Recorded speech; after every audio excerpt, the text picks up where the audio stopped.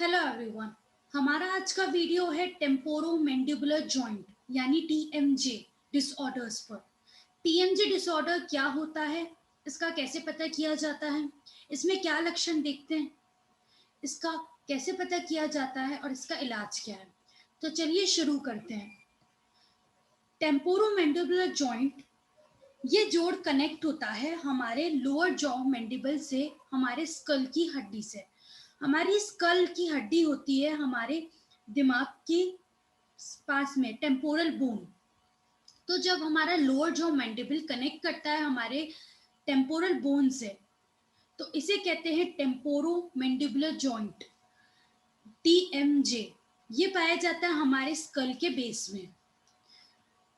किसी भी कारण की वजह से जब इस जोड़ का टेम्पोरोमैंडिबुलर जॉइंट का इन्फ्लामेशन हो जाता है, इंजरी हो जाती है, जिस वजह से नर्व्स में मांसपेशियों में दिक्कत आनी शुरू हो जाती है, तो इस दिक्कत को कहते हैं टेम्पोरोमैंडिबुलर जॉइंट टीएमजे डिसऑर्डर।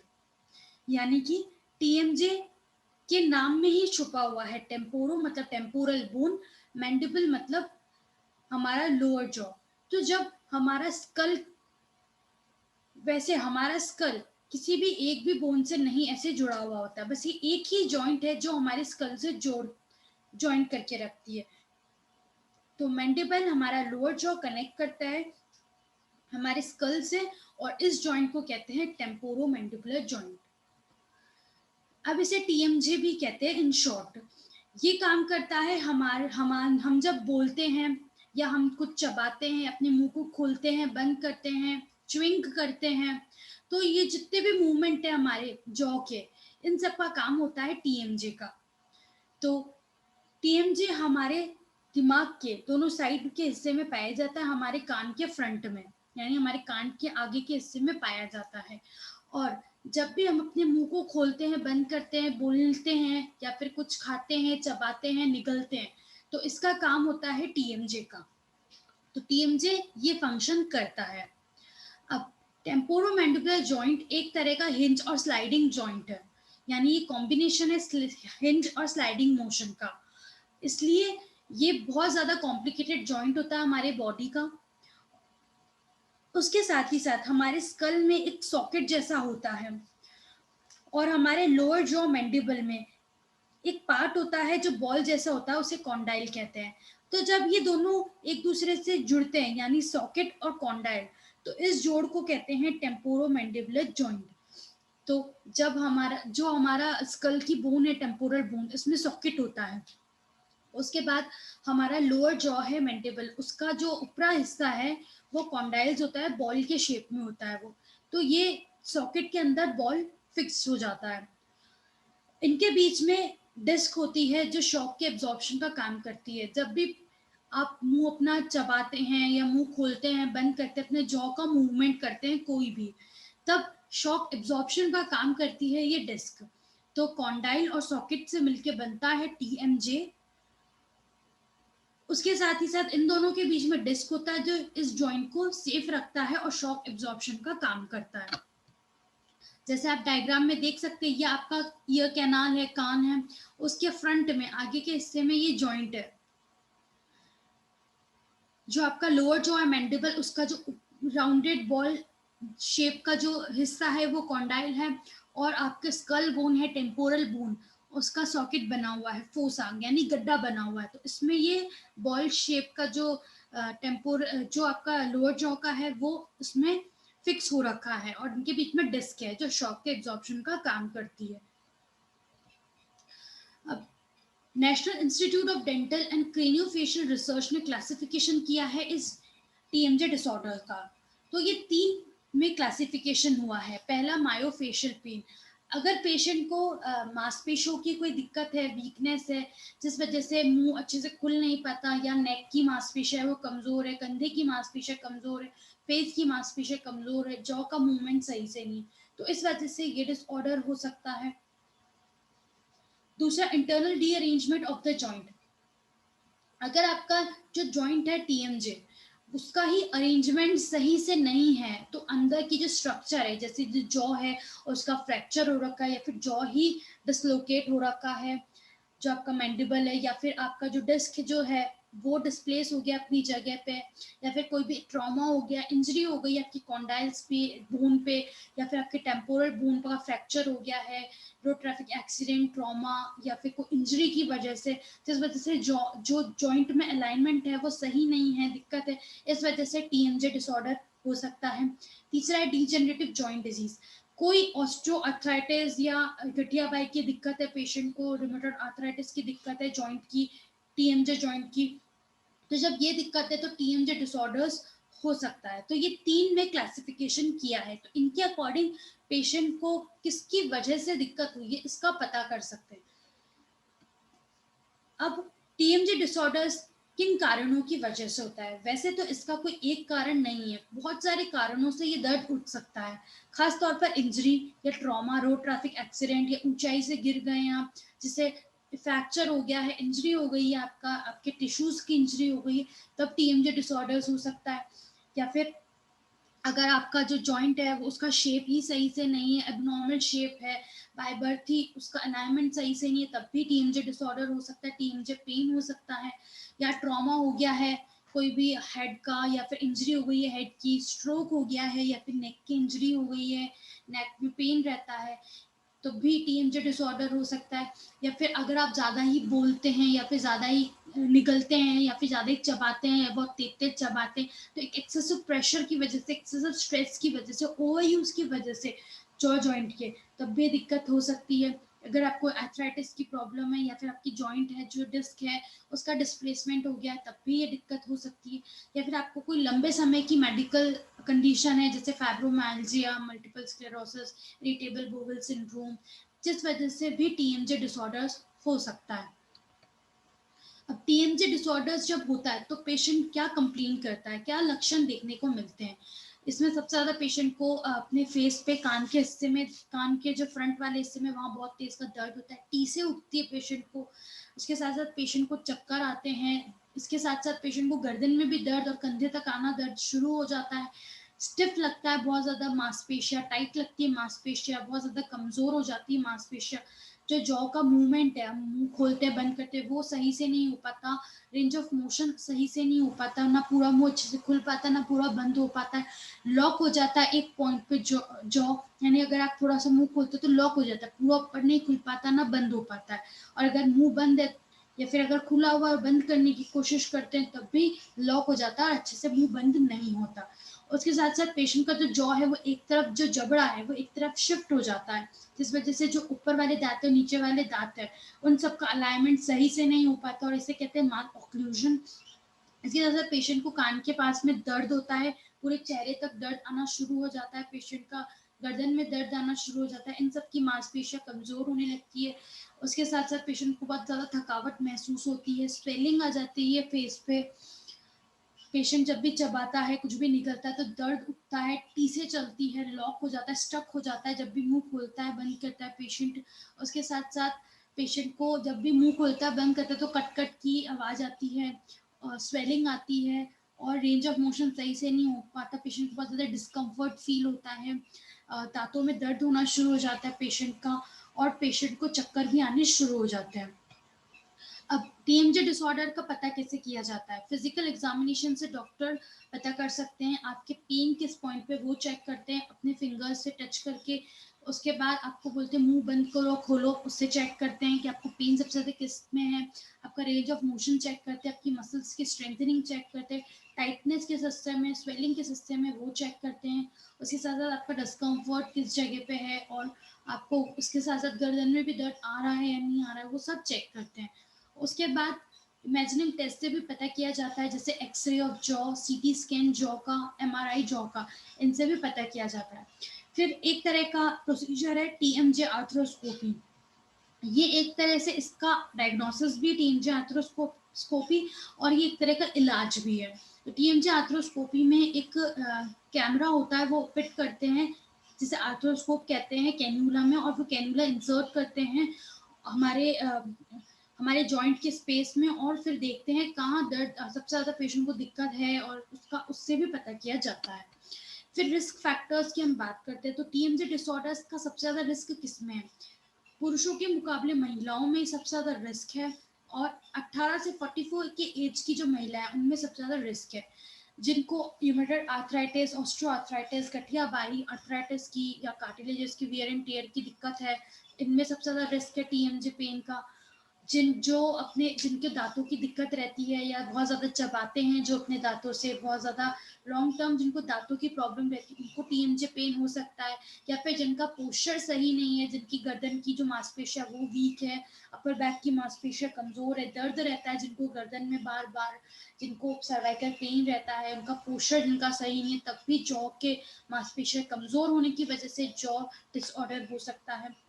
या फिर अगर पेशेंट बहुत ज़्यादा स्ट्रेस में रहता है, टेंशन में रहता है, तब भी टीएमजे डिसऑर्डर्स हो सकता है। या फिर कोई पेशेंट को पहले ट्रॉमा हो गया है, इंजरी हो गई है, या जो दांत है वो सही से नहीं बने हुए हैं, पुअरली पोजीशनड है, दांत की पोजीशन सही से नहीं है, तब भी टीएमजे पेन हो सकता है। या पेशेंट को पहले फैमिली में किसी को जेनेटिकली पहले किसी को हो रखा है तो भी बाद में उनको हो सकता है। उसके साथ साथ अगर पेशेंट को कनेक्टिव टिश्यूज की कोई दिक्कत है, बीमारी है, तब भी टीएमजे डिसऑर्डर्स इनमें सबसे ज़्यादा रिस्क है। अब ट्रीटमेंट की हम बात करते हैं तो टीएमजे डिसऑर्डर्स का क्या कैसे इलाज किया जाता है। वैसे तो ये इतनी वर्स कंडीशन नहीं होती है, ये सिंपल ट्रीटमेंट से ठीक किया जाता है। इसके लिए पेन मेडिकेशंस देते हैं ताकि दर्द और सूजन कम हो सके। उसके लिए एनिसेड्स है, आइबुप्रोफेन, ट्राइसाइक्लिक एंटी डिप्रेसेंट्स देते हैं डिप्रेशन को कम करने के लिए, एमिट्रिफाइलिन, ताकि आपका दर्द कम हो सके और आपको नींद अच्छी आ सके। जिनको नींद नहीं आने की प्रॉब्लम रहती है, डिप्रेशन में रहते हैं, जो लोग बहुत ज़्यादा स्ट्रेस में रहते हैं, उनको ये प्रेफर करते हैं दवाई। उसके साथ साथ मसल रिलैक्सेंस देते हैं ताकि जो मांसपेशियां, जो स्पाज्म हो गया मांसपेशियों में, वापस रिलीफ हो सके। स्टेबलाइजेशन स्प्रिंट्स देते हैं आपके फिजिशियन, और डेंटिस्ट आपको ओरल अप्लायंस देते हैं। ये एक तरह का स्टेबलाइजेशन स्प्रिंट और बाइट गार्ड है। ये एक तरह का प्लास्टिक गार्ड है जो फिट करते हैं आपके अपर या फिर लोअर टीथ पे। ये स्टेबलाइज करता है आपके जॉ जॉइंट को और आपकी दिक्कत धीरे धीरे कम होती है। ट्रिगर पॉइंट इंजेक्शन देते हैं। ये पेन मेडिकेशन है, ये इसमें दर्द, जहाँ दर्द है आपको, जहाँ पे बहुत ज़्यादा टाइटनेस है, स्वेलिंग है, उस पॉइंट पे, उस ट्रिगर पॉइंट पे इंजेक्शन देते हैं दर्द का, ताकि आपको दर्द कम हो सके और सूजन कम हो सके आपकी। सर्जरी, अब सर्जरी तभी होती है जब आपको दवाइयों से या फिजियोथेरेपी से या आपको इंजेक्शन से दर्द ठीक नहीं हो रहा, तब लास्ट ऑप्शन होता है सर्जरी का। सर्जरी वैसे तो बहुत रेयर होती है, बहुत रेयर लोगों में देखने को मिलती है। 3 तरह की सर्जरी है। एक आर्थ्रोसेंटेसिस, ये अगर पेशेंट को हिस्ट्री नहीं है टीएमजे की तब की जाती है, यानी पेशेंट को जब सिर्फ लॉकिंग की दिक्कत हो रही है जॉ की, तो इसमें डेंटिस्ट करते हैं अपने ऑफिस में। इसमें डॉक्टर पेशेंट को जनरल एनेस्थीसिया देते हैं, फिर एक नीडल इंसर्ट करते हैं आपके जॉइंट पे, और जितना भी खराब जो गया उसको अच्छे से क्लीन करते हैं। तो एक स्पेशल टूल से आपको जो आपके जो भी डैमेज हो गए टिश्यूज या फिर डिस्क वहां से निकल गई है, उसको वापस प्रॉपर अलाइनमेंट करके उसको ठीक करके वापस रिपेयर करते हैं। दूसरा आर्थ्रोस्कोपी, ये एक तरह का इलाज भी है और डायग्नोसिस भी है। इसमें कैमरा जो होता है वो इंसर्ट करते हैं कैन्यूला से आपके, जहाँ पर आपको आपको आपके जो डिस्क और जॉइंट है उसका रीअलाइनमेंट अगर दिक्कत है उनमें, या टिश्यू में इन्फ्लामेशन हो गया है, स्कैरिंग हो गई है, तो उसको ठीक करते हैं, प्रॉपर इंप्रूव करते हैं वीडियो स्क्रीन के जरिए, और उसके बाद उसको पूरा पैक कर देते हैं। ये एक तरह की मिनिमली इन्वेजिव सर्जरी है, और इसमें थोड़ा बहुत कॉम्प्लिकेशंस देखने को मिलते हैं, यानी थोड़ा बहुत स्कार आता है और इसका रिकवरी जल्दी से हो जाता है। तीसरी है ओपन जॉइंट सर्जरी। इसमें पेशेंट को अगर बहुत ज़्यादा तेज का दिक्कत है, यानी ट्यूमर है पेशेंट को, या पूरा सड़ गया है जोड़, या जो जोड़ है उसमें फ्रैक्चर हो गया है, डिसलोकेशन हो गया, तब ओपन जॉइंट सर्जरी होती है। इसमें जनरल एनेस्थीसिया से पूरा जॉइंट को ओपन करते हैं और सर्जरी करते हैं, उसको हीलिंग करते हैं और उसके बाद उसको पूरा पैक कर देते हैं। इसमें कॉम्प्लिकेशन ज़्यादा होते हैं क्योंकि नर्व इंजरी के या फिर घाव बहुत ज़्यादा बढ़ने के चांसेस ज़्यादा होते हैं। उसके बाद फिजिकल थेरेपी, अगर आपको दर्द कम है और मतलब आप ठीक कर सकते हैं तो एक्सरसाइजेस से भी आप ठीक कर सकते हैं। स्ट्रेचिंग और स्ट्रेंथनिंग एक्सरसाइजेस से आप अपनी जॉ की जो मसल्स वीक हो गई उसको वापस अच्छे से ठीक कर सकते हैं एक्सरसाइजेस से। उसके लिए उसके साथ ही साथ आपको क्लिनिक्स पे या हॉस्पिटल्स में इलेक्ट्रोथेरेपी डिवाइसेस है वो अप्लाई करनी है, वो आपकी डॉक्टर फिजिकल थेरेपिस्ट आपको अप्लाई करेंगे। Ultrasound, TENS transcutaneous electrical nerve stimulation, ये दोनों आपके दर्द को, सूजन को कम करते हैं और आपको रेंज ऑफ मोशन इंप्रूव करते हैं। एक्सरसाइजेस है टीएमजे डिसऑर्डर्स के लिए। तो एक्सरसाइजेज है जो रिस्टोर करते हैं आपकी जॉ के रेंज ऑफ मोशंस को, और आपको जो डिस्कम्फर्ट और दर्द हो रहा है, सूजन हो रहा है, वो कम करते हैं। इनका टारगेट होता है जो आपका स्कल के बेस पे जो जॉ बोन है और आपकी जो नेक की मसल्स है वो वापस नॉर्मल हो, उनमें स्ट्रेस वापस कम हो। उसके लिए हर एक्सरसाइज आपको करनी है दिन में 2 से 3 बार करनी है, 10-10 रिपीटेशंस, और हर एक रिपीटेशन में, हर एक बार में आपको 5 से 10 सेकंड तक एक्सरसाइज को होल्ड करना है। दिन में 3 बार तो एटलीस्ट आपको एक्सरसाइज करनी ही करनी है।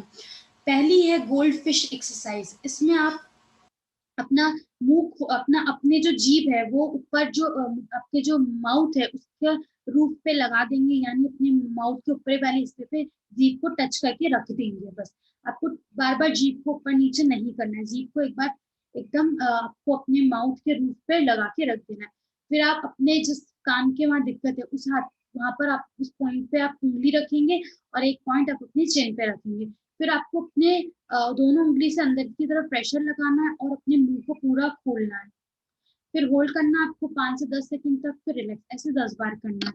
ये ध्यान रखना आपकी जीभ जो है आपके ऊपर जो ऊपरी सतह है जो आपकी माउथ की, वहां पर टच ही रहेगी पूरे प्रोसीजर में। दूसरी मैंडिबुलर स्टेबिलाईजेशन एक्सरसाइज। इसमें आप कंफर्टेबल बैठ जाएंगे और न्यूट्रल रखेंगे अपनी जॉ को, अपनी नेक की मसल्स को रिलैक्स्ड रहेंगे। आपको अपने थंब के बेस को अपनी जॉ पे रखना है, यानी आपके चिन को, चिन के जस्ट नीचे रखना है आपको अंगूठे के बेस को। फिर आपको अपने अंगूठे से ऊपर की तरफ प्रेशर लगाना है और अपने मुंह को पूरा खोलना है। होल्ड करना है 5 सेकंड तक, फिर ऐसे 10 बार करना है। फिर राइट में भी करना है अंगूठे के बेस को रख के, और लेफ्ट में भी करना है। ये ध्यान रखना, बस चिन के नीचे रखना है। तीसरी side to side jaw exercise. इसमें आप कुछ भी एक साफ सुथरा अच्छा सा कुछ भी वुडन का स्टिक ले लेंगे, या कुछ भी आप कुछ चम्मच ले लेंगे या क्राफ्ट स्टिक लेंगे। बस ये ध्यान रखना वो अच्छे से साफ सुथरा हो ना। उसके बाद आप अपने मुंह में रखेंगे, थोड़ा सा बाइट करेंगे, फिर उसके बाद अपनी चिन को, अपने जबड़े को साइड टू साइड घुमाएंगे आप। आपको लूज नहीं करना अपने बाइट को, स्टिक को थोड़ा हल्का सा दबाए रखना। फिर अपने जॉ को, जबड़े को साइड में लेफ्ट राइट लेके जाना है। 10 बार करना है ये। फिर फॉरवर्ड जॉ मूवमेंट। इसमें यही आप जो अपने पीस है वो रख लेंगे, फिर आपको अपने जॉ को आगे की तरफ, पीछे की तरफ लेके जाना है। ये भी 10 बार करना है। सर्वाइकल रिट्रैक्शन और चिन टक। इसमें आप अपनी गर्दन को सीधी रखेंगे, सर को सामने रखेंगे, बस आपको चिन को इन करना है। आपकी गर्दन मूव नहीं होगी, ना आपका सर मूव होगा, बस आपको चिन को इन करना है, होल्ड करना है 5 से 10 सेकंड तक, फिर रिलैक्स, ऐसे 10 बार करना है। टंग अप एक्सरसाइज। इसमें आपको अपने जीभ को ऊपर ऐसे जो आपका माउथ है उसके ऊपरी सतह पर लगा के रख देना है। फिर आपको पूरा मुंह लंबा खोलना है, फिर वापस बंद करना है, फिर वापस पूरा मुंह लंबा खोलना है, फिर बंद करना है। ऐसे ओपन और माउथ की करनी है एक्सरसाइज। फिर उसके बाद अपनी टंग को आप अपने दोनों दांत, अपने जो दांत है उसके पीछे की तरफ रख देंगे। फिर आपको अपने पूरे गोलाई में ऊपर से लेके नीचे, दांतों के पीछे से लेके ऐसे घुमाना है, क्लॉकवाइज 10 बार और एंटी क्लॉकवाइज 10 बार। सब एक्सरसाइज आपको 10-10 बार करनी है, दिन में 3 बार तो एटलीस्ट करनी है, और हर एक बार में आपको 5 से 10 सेकंड तक एक्सरसाइज रोकनी है। अब घर पे आप कैसे ध्यान रख सकते हैं, तो आपके जो लक्षण जो है उसको आप ठीक कर सकते हैं। इसके लिए आपको सॉफ्ट ही फूड खाना है, ज्यादा हार्ड चीजें नहीं खानी है, सॉफ्ट ही चीजें खानी है। एक्सेस जॉ का मूवमेंट नहीं करना, एक्सेस ही बार बार आपको एक्सरसाइज नहीं करनी है, ओवर ईटिंग ओवर नहीं करना है। फिर उसके बाद आपको जॉ स्ट्रेचिंग एक्सरसाइज डेली करनी है। आपको दवाई लेनी है, दर्द है ज्यादा तो एनासिड्स, आइबुप्रोफेन। फिर आपको बर्फ का सेक करना है, यानी आपको बर्फ का सेक करना दिन में 3 से 4 बार। एक्सरसाइज करने के बाद आपको आइसिंग करनी है 20 से 25 मिनट तक क्लॉकवाइज डायरेक्शन में। जिस पॉइंट पे आपको दर्द है वहां पर आपको 20 से 25 मिनट तक आइसिंग करनी है। 4 बार प्रैक्टिस करनी है दिन भर में। उसके बाद आपको च्युइंगम या जो टफ फूड्स जो होते हैं, टाइट जो खाना होता है वो नहीं खाना, अवॉइड करना है। हेल्दी डाइट लेनी है, सॉफ्ट फूड खाना है, स्ट्रेस, बिल्कुल स्ट्रेस फ्री रहना है आपको। जॉ की स्ट्रेचिंग, स्ट्रेचिंग एक्सरसाइज करनी है। उसके साथ नींद अच्छी लेनी है, आपको एक्टिव रहना है, फिजिकली फिट रहना है। और इसके साथ आपको गर्दन का भी थोड़ा थोड़ा मूवमेंट करना है, हेल्दी रखना, अपने वेट को बढ़ाना नहीं है, वेट अगर बढ़ा हुआ है तो कम करना है। अपने पोस्चर को, नेक के पोस्चर को, बॉडी के पोस्चर को हमेशा सही रखना है, और वेट नहीं बढ़ाना, ओवरवेट नहीं होना, और एक्टिव रहना है। Thank you.